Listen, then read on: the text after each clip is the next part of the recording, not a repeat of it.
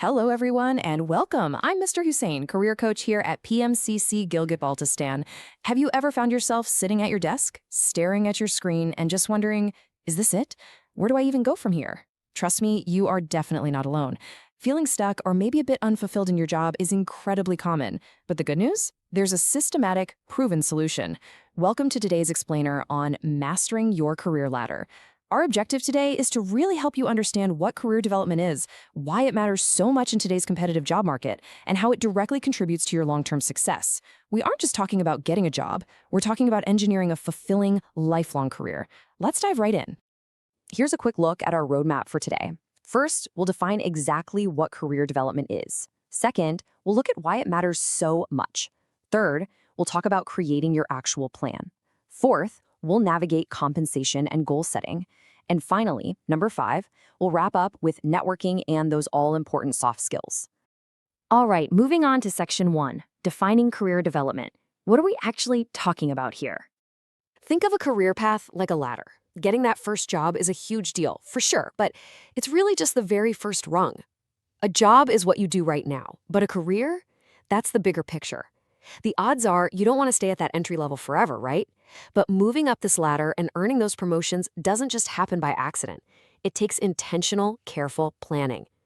Everyone is climbing their own unique ladder, and reaching that next rung means taking very specific, incremental steps. So, in professional terms, career development is the ongoing process of learning and utilizing short-term skills to progress toward your long-term professional goals.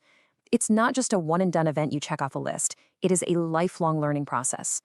It requires taking a step back, reflecting on your purpose, and steadily hitting milestones tailored to your specific path. The real secret here? It's breaking down massive career growth into manageable, bite-sized increments. Okay, section 2, why career development matters.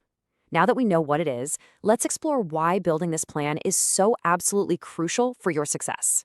Having a structured career plan brings 5 critical benefits to the table. First off, it actually puts your unique skills to use. Second, it majorly increases your daily motivation at work. Third, it directly helps you hit those financial goals. And it's not just great for you. Companies absolutely love it because it increases employee retention. When people feel invested in, they stay. Ultimately, all of this boosts your overall happiness and satisfaction. Honestly, mastering new skills just makes your day-to-day life so much more rewarding. Let's shift gears to section 3, creating your career plan. It's time to move from the why to the how. Building your personal ladder really comes down to 3 main phases. Step 1 is explore. You have to ask yourself what you actually want out of your work life. Step 2 is research. Find out exactly what skills and experience your dream role requires. And step 3 is build. Go out and find opportunities like taking classes, joining boot camps, or volunteering for new projects. Remember, this isn't some rigid rule book. Think of it more like a flexible blueprint for your career journey. Let's make this concrete. Imagine you're an entry-level software engineer. To move up just one rung to a mid-level role, your research tells you that you need to master 3 new programming languages, plus show a bit more proactivity. So how do you bridge that gap? Well, you might enroll in a Python bootcamp or maybe volunteer for a cross-functional team project. You have to constantly identify and fill those skill gaps for every single new rung because the demands change every time you level up. But before you get too deep into mapping out specific skills, you need to pause and ask yourself the tough questions. Self-assessment is key here. Do you actually want to manage people one day, or would you rather achieve absolute excellence as an individual contributor? Are you looking for the chaotic, fast-paced energy of a small startup, or do you crave the stability and structure of a massive corporation? Finding these answers might take a little experimentation, and that is perfectly okay. Moving into section 4, navigating compensation and goals.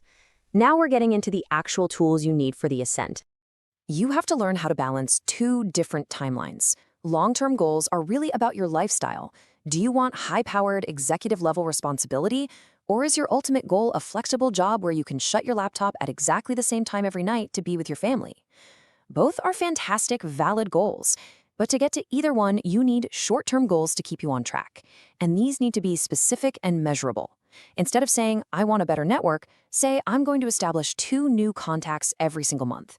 Hitting these specific short-term targets does absolute wonders for your self-esteem and keeps you moving forward. So how do you apply this when you land a new role?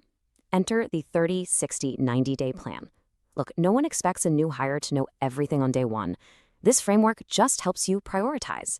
Your first 30 days, that's almost entirely about absorbing information and learning. Then the 60 and 90-day marks are for experimenting, integrating, and finally taking on real, measurable responsibilities. It's a great way to ensure you're growing continuously without feeling totally overwhelmed. Let's talk about something we all care about: advocating for your worth. You've got to advocate for yourself and never leave money on the table. When asking for a raise, come prepared with research on what your peers are making in the industry. If you get a job offer, try to counter it by asking for their internal salary bands to strike the right balance. If you're joining a startup, make sure you deeply understand your stock options. Things like the strike price make a huge difference. And please, review severance packages carefully. They aren't just free money. They often involve signing away certain rights or agreeing to non-compete clauses. And finally, Section 5, networking and soft skills. This is the crucial human element of your career journey. A robust professional network doesn't just magically appear. You have to actively build it. Try setting aside a little time every single week specifically to nurture your connections.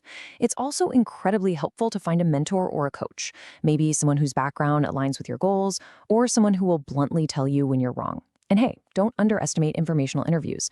But remember, when you ask for someone's time, do not waste it pitching yourself. Do your research, ask smart, thoughtful questions, and let your genuine curiosity make a lasting impression. We hear the term soft skills constantly, but what do they actually look like in practice? Well, take interpersonal skills. In reality, that literally means having the courage to actively ask your coworkers for honest feedback on what it's like working with you. Active listening, that means physically disabling your notifications during a meeting so you're fully present. And if you're stepping into management, avoiding micromanagement means fighting the urge to jump in and fix things immediately. You have to let your team figure out how to solve their own problems. It can be painful to watch sometimes, but it is absolutely critical for their growth. Now, as you climb this ladder, there's a very good chance you'll run into imposter syndrome. That's that nagging, creeping feeling that you are in way over your head and someone is about to expose you as a fraud. If you've felt this, please know you're not alone. It is incredibly common, particularly in the tech industry, and especially among women and members of underrepresented groups. The absolute best way to overcome it is just to talk openly about it. You'll quickly realize that almost everyone is struggling with it in one way or another. Which brings us to this powerful final thought from our source material. If everyone feels like they're falling short in some way, maybe we're all just setting the bar too high for ourselves. Look, career development isn't about achieving perfection. It's about being intentional. It's about knowing your goals, gathering the right skills, advocating for your worth, and giving yourself the grace to learn as you go. So, what is the very next rung on your ladder, and what step will you take tomorrow to reach it? I'm Mr. Hussain from PMCC Gilgit-Baltistan, thanking you so much for watching. If you found this explainer helpful, please hit that like button, share this with a friend, and make sure to subscribe and click the notification bell for more tutorials on career development, employability, and personal growth. Keep climbing, everyone, and I wish you all the absolute best in your career success.